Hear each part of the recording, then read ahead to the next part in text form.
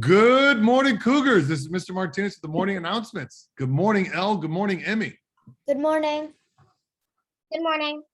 Yeah, it looks like it really, we haven't even gotten dressed yet. It's so early in the morning. We've got a brand new flag, guys. This is from a first grader named Benjamin.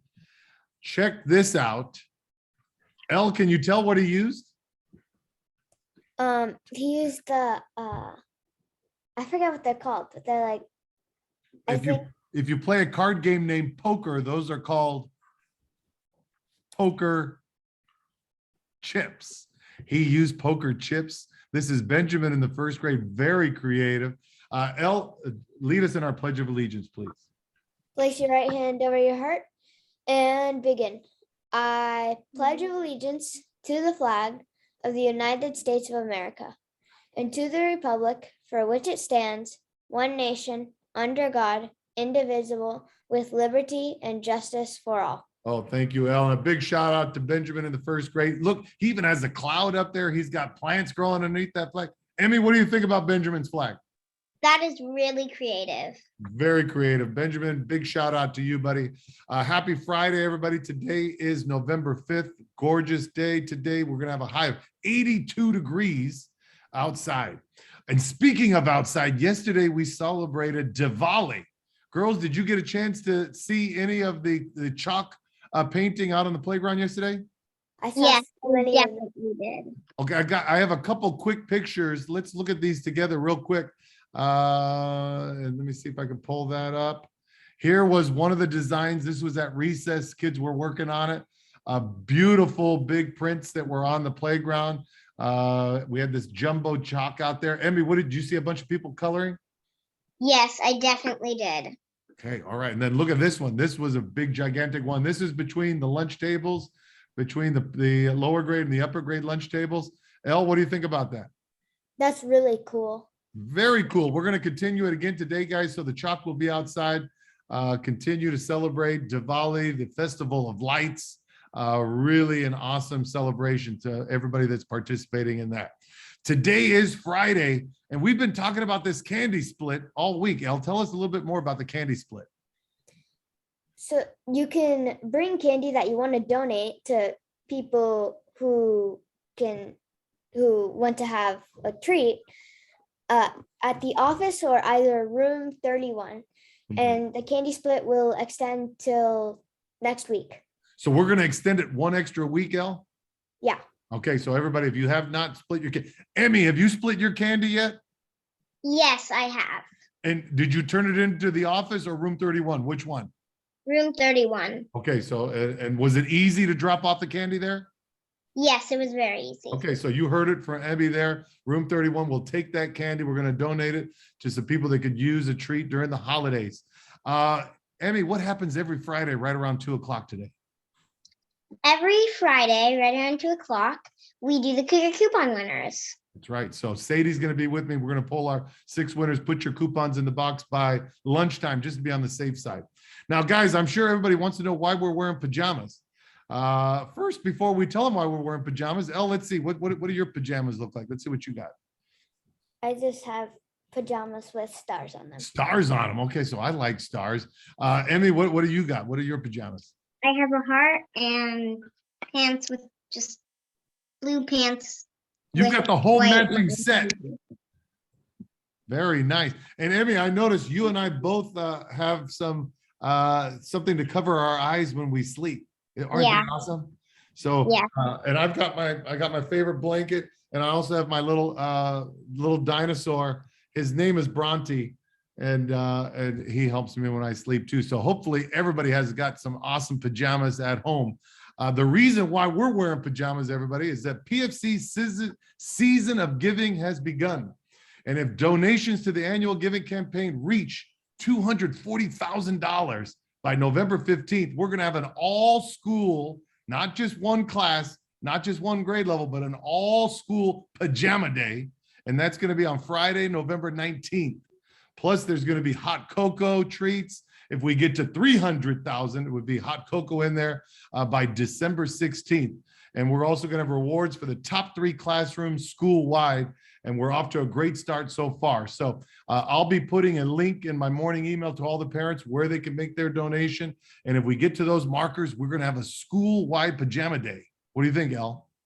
That's going to be really, really fun. Yeah. Emmy, you think a lot of kids would wear the pajamas on that day? Definitely. I definitely think so too. Listen, Emmy, it's you're with us on the first Friday of every month to give us your weekly riddle. Do you have a weekly riddle for us? Yes, I do. Let's hear it. What has a head and a tail but no body? A head and a tail. Oh, I think I know what this is, Elle. Do you know? A head and a tail, but no body. I don't know. Can I guess, Emmy? Yeah. Is it a coin? Yes, it Hot is. dog. Yes. I finally got one of your weekly riddles. So thank you for that, Emmy. Elle, it is Friday. Do you have a weird but true fact for us? Yes. All right, let's see. We're going to do a weird but true fact with Elle. I can't believe I solved the weekly riddle this week.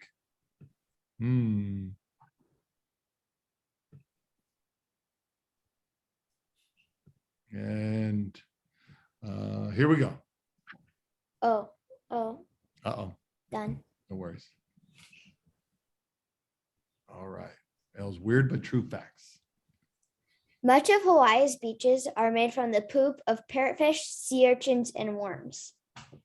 She's back. Much of Hawaii's beaches are made from the poop of those three: parrotfish, sea urchins, and worms.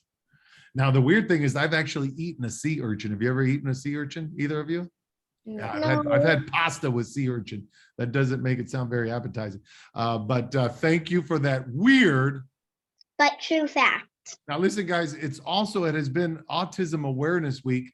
And so we've got a Unity Fair Family video today that highlights a gentleman named Kris Nikic. He was the first person with Down syndrome to complete an Ironman competition. Emmy, do you know what an Ironman competition is? No idea. Elle, do you know? Yes, it's running, swimming, and biking. Yeah, not just running, swimming, and biking. Listen to this. They swim for 2.4 miles, usually in the ocean. They bike for 112 miles on the bicycle, and then they run a full marathon, 26 miles. It can take 17 hours to complete the race. Let's watch this video in honor of Autism Awareness Month. Here we go. And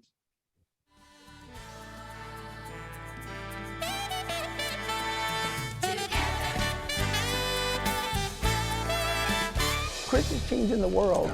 Growing up, people treat me like different. Tell me that I can't do that or can't do this. As he got older, he became very sedentary, and that's when we got involved in a Special Olympics triathlon, just as a way to get in shape and have some fun. We just started measuring his progress 1% at a time. In the first year and a half, he made great progress. He went from nothing to doing a sprint 14-mile triathlon. And then a year later, 140 miles and completed a full Ironman. The goal on November 7th was to complete the full Ironman in 17 hours, the bike. It was the most intense thing. And I had to sit there for 8 hours, constantly, through pain. Kris's whole life, he's been told he wouldn't amount to much.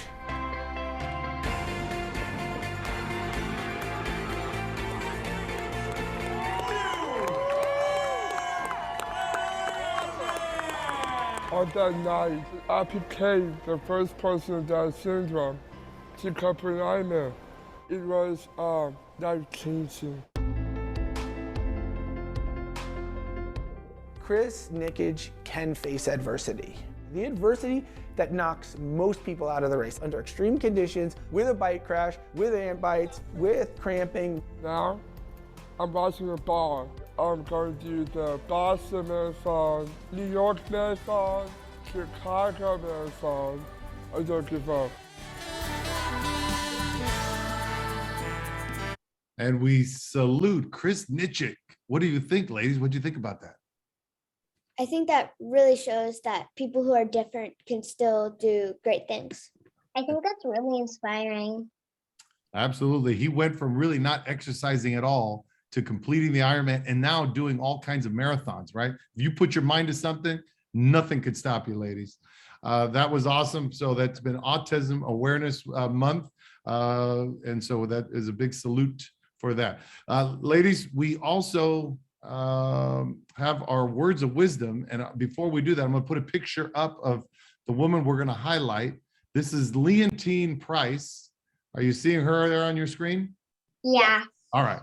So, and now for the words of wisdom. Elle, you kick it off. A role model is someone who is a good example to you. Your teacher is a role model. Maybe you have a big brother or sister who is a role model, or maybe a grandparent or a friend.